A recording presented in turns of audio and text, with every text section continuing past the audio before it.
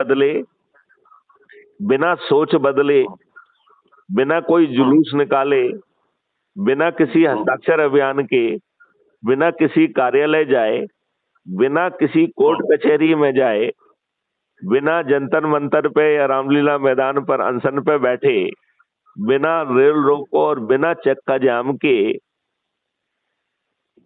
हम 100 करोड़ होकर अपने लोगों को जो है मेरिट लिस्ट में ला सकते हैं, तब ये राजनेता विवश होंगे।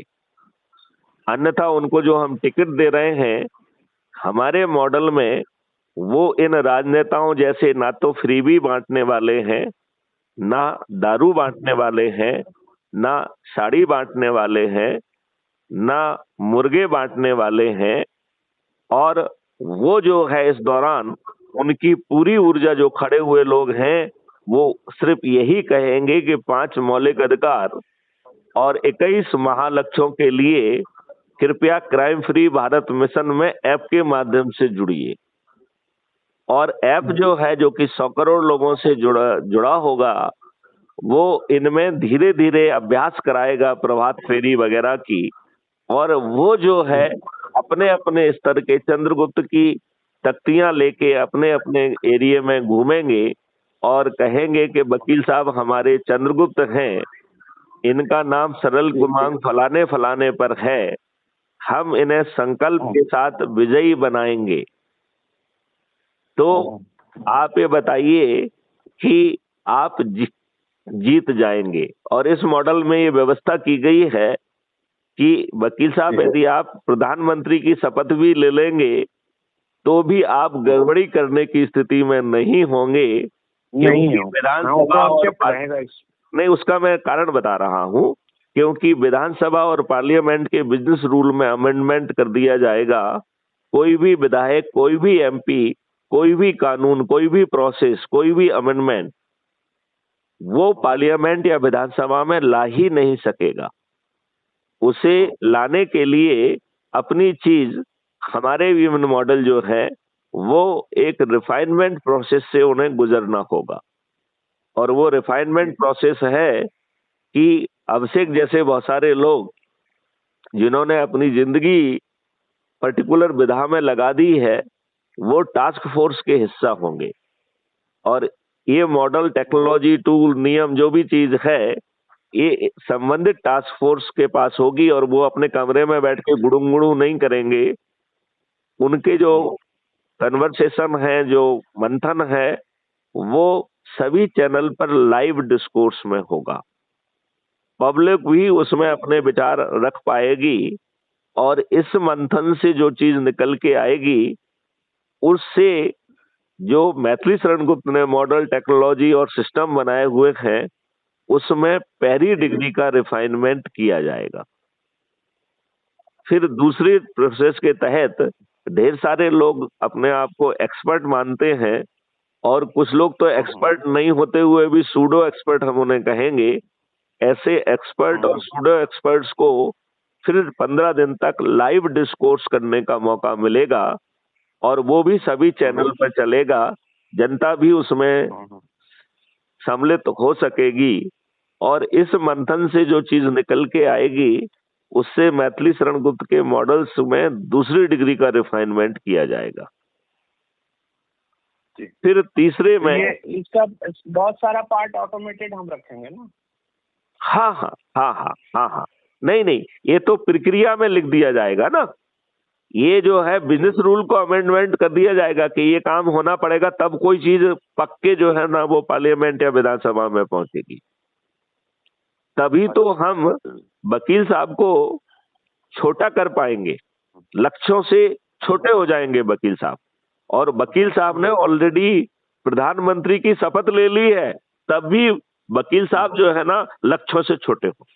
तो वो लक्ष्यों से छोटे कैसे होंगे, उसका हम नियम आपको बताने की कोशिश कर रहे हैं कि फिर वकील साहब जो है हमारे ऊपर डिमोनेटाइजेशन और कोरोना वैक्सीन नहीं थोप पाएंगे। बात समझ रहे हैं ना आप? तो अब तीसरे चरण में चूंकि जनता डिस्पर्स्ड है, तो उसकी लोकल लैंग्वेज में सभी चैनल पर लाइव डिस्कोर्स जनता से किया जाएगा। क्योंकि 30 दिन से वो ये सब चीजें सुन रहे हैं, तो हमारे देश की जनता कुछ ना कुछ चिंताएं, कुछ ना कुछ कंसर्न और कुछ ना कुछ सुझाव देने की स्थिति में आ जाएगी। ये बात से आप सहमत हैं कि नहीं? जी बिल्कुल। तो इस प्रक्रिया में उनकी चिंताएं, उनके कंसर्न्स और उनके सुझाव को कैप्चर करके तीसरी डिग्री का रिफाइनमेंट किया जाएगा।